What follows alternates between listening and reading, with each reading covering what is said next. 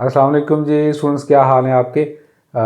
काफ़ी अरसे के बाद अल्हम्दुलिल्लाह we are back with our HR गुरु sir Ghulam Hussain. Sir thank you. आज काफ़ी देर हमने सर गुलाम हुसैन को बिठाया, काफ़ी शफी भी पिलाई है, ऐसी कोई बात नहीं है, ठीक है। और आपके लिए जनाब बहुत अच्छी हम खबरें लेके आ रहे हैं। सबसे पहले कॉमर्स ग्रेजुएट्स के लिए जनाब बहुत अच्छी अपॉर्चुनिटीज़ आई हैं जॉब्स की। एक तो मैं ये बता दूँ, हम उसकी तैयारी भी करवा रहे होंगे, so people can join in the WhatsApp group पे जो उसका लिंक दिया हुआ उसको आप ज्वाइन कर सकते हैं। Over to sir Ghulam Hussain कि जॉब का नॉमेनक्लेचर क्या है, ग्रेड 17 की जॉब्स हैं, पेपर किस तरह का होगा, एलिजिबिलिटी क्राइटेरिया क्या है। Sir over to you. Sir specialise health और मेडिकल एजुकेशन डिपार्टमेंट है, जो हेल्थ डिपार्टमेंट है पंजाब गवर्नमेंट का, उसको दो हिस्सों में तकसीम किया हुआ है। बिल्कुल। एक स्पेशलाइज है और एक प्राइमरी हेल्थ केयर है। तो जो स्पेशलाइज हेल्थ केयर और मेडिकल एजुकेशन डिपार्टमेंट है, ये वो जो टीचिंग हॉस्पिटल्स होते हैं, जिस तरह गंगाराम हो गया, अलाइट हो गया, विक्टोरिया हो गया, इस तरह के जो निश्तर मुल्तान हो गया, बिल्कुल, जो टीचिंग हॉस्पिटल्स हैं उनको ये देखते हैं। और फिर जाहिर है इनका बजट भी बड़े ह्यूज होते हैं और सारा इनका ऑपरेटर्स लुक्रेटिव पोस्टिंग्स है। ऑपरेटर्स क्योंकि बहुत ज़्यादा है, परचेजेस आपको पता है, प्रोक्योरमेंट बहुत ज़्यादा है, हॉस्पिटल्स के सेक्शंस एक्सटेंशन होती रहती है हर साल।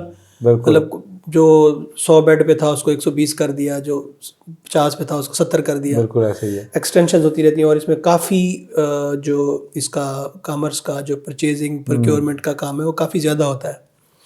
तो इसके लिए सर इन्होंने जो एक पोस्ट है वो असिस्टेंट डायरेक्टर अकाउंट्स, उसको अकाउंट्स ऑफिसर भी कहते हैं, बजट ऑफिसर भी कहते हैं और ऑडिट ऑफिसर भी कहते हैं। 17 ग्रेड की सर ये पोस्ट है। और मज़े की बात इसमें है, यूजुअली इस तरह की पोस्टें कॉन्ट्रैक्ट पे आती हैं, लेकिन ये डे 1 से रेगुलर है, रेगुलर पोस्टिंग है। That's wonderful. रेगुलर पोस्टिंग है। और 84 पोस्ट सर इसने अनाउंस की हैं, 84 पोस्ट। क्वालिफिकेशन M.Com या B.Com ऑनर्स, 16 ईयर्स एजुकेशन हो गया, या फिर 16 ईयर एजुकेशन हो, चाहे आपने MBA कर रखा है, चाहे आपने BBA कर रखा है, फाइनेंस में, कॉमर्स में और अकाउंटिंग में।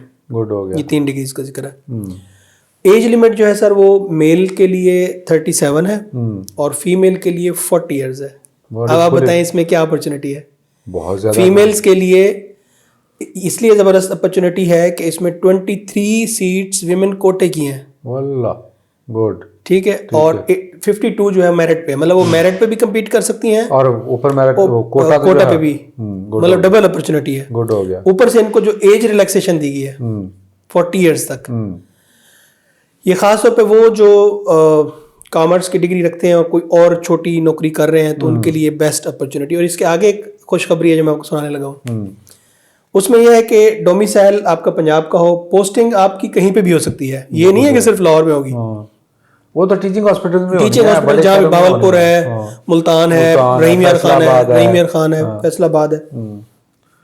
अच्छा जी, इसके बाद जो सर मजे की बात है वो ये है कि जो रिटन टेस्ट है ना, उसमें 80% मार्जिन सब्जेक्ट का है, सब्जेक्ट का क्वालिफिकेशन जैसे लेक्चरर में होता है, लेक्चरर में भी यही होता है कि 80% आपका सब्जेक्ट होता है, 20% आपका GK होता है, और कॉस्ट अकाउंटिंग, फाइनेंशियल अकाउंटिंग। और इसमें मतलब फाइनेंस ये है कि जो 20% है वो GK नहीं है, कंप्यूटर है। गॉड, ठीक है, 20 नंबर का कंप्यूटर है और 80 नंबर आपके क्वालिफिकेशन बेस्ड क्वेश्चंस होंगे।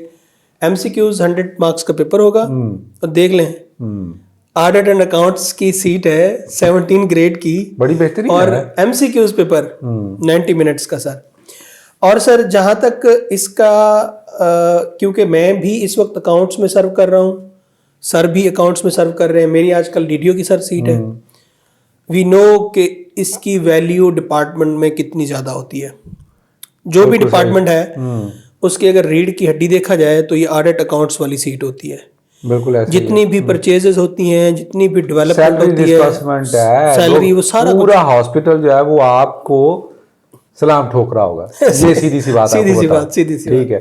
MS से लेके नीचे के स्टाफ तक आपसे काम पढ़ना ही पढ़ना है, क्योंकि तनख्वाहें उनकी आप प्रोसेस कर रहे होंगे, परचेजेस, प्रोक्योरमेंट्स, ठीक है। उसके अलावा pension, GP fund, everything hospital independent होते हैं। और उसमें जो डेजिग्नेशन मैं थोड़ा सा सर ऐड कर दूं कि आप एज ए ऑडिट ऑफिसर भी मतलब प्री ऑडिट भी कर रहे होंगे, पोस्ट ऑडिट भी कर रहे होंगे, डिस्बर्समेंट के तौर पर भी आप काम कर सकते हैं, बजट भी आप बना रहे होते हैं। इसलिए उन्होंने नाम जो है वो 3-4 जॉब के लिख दिए कि असिस्टेंट डायरेक्टर ऑडिट या assistant director accounts, DDO, budget and accounts officer. तो उसमें आपने परेशान नहीं होना, क्योंकि you will be winning different caps, वही सिमिलर मिलते जुलते काम होते हैं, उसमें परेशानी की बात नहीं होती। और पढ़ा लिखा काम, दफ्तर का काम, और अच्छी खासी हॉस्पिटल्स के अंदर रेजिडेंसेज भी अवेलेबल होती हैं बहुत सारे हॉस्पिटल्स के अंदर, तो आपको एक अच्छा सिक्योर जो है वो आपका फ्यूचर इसमें बनता है। दूसरा सर इसमें जो सैलरी का है, सैलरी अब क्योंकि बढ़ गई है, हॉस्पिटल्स में तो स्पेशल अलाउंसेस भी होते हैं, स्पेशल अलाउंसेस भी होते हैं, हेल्थ अलाउंसेस भी होते हैं। दूसरा ये है कि सर ये जो हमारे 17 ग्रेड के जो 22वें स्केल रिवाइज हुए हैं, उसके साथ तो इसकी सैलरी जो है वो 65 तो इसकी बेसिक हो गई है, बेहतरीन है। 45 बेसिक हो गई है, और बाकी चीज़ें मिला लो के तो ये लाख रुपए तक सैलरी पहुंच जाती है। ठीक है, 1 लाख रुपए तक सैलरी पहुंच जाती है। और प्रोग्रेशन क्या है इसमें भी, रेगुलर जॉब है, रेगुलर जॉब का हमेशा वो स्ट्रक्चर होता है बना के वो आगे रूल्स अप्रूव करते हैं। इसके बाद आप 18वें ग्रेड में डिप्टी डायरेक्टर और फिर 19वें में डायरेक्टर को भी प्रमोट कर सकते हैं। बिल्कुल ठीक सर डायरेक्टर लगे हुए आजकल तो आप डायरेक्टर भी प्रमोट हो सकते हैं ऑब्वियसली। ठीक हो गया जी। अभी जितने भी कॉमर्स ग्रेजुएट्स हैं उनके लिए बड़ी बेहतरीन अपॉर्चुनिटी है। 16 जनवरी इसकी लास्ट डेट है। जो लोग तैयारी करना चाहते हैं वो हमसे रब्ता भी कर सकते हैं, और हमें और सर को जनाब दुआ में याद रखिएगा। Thank you. अल्लाह हाफिज़।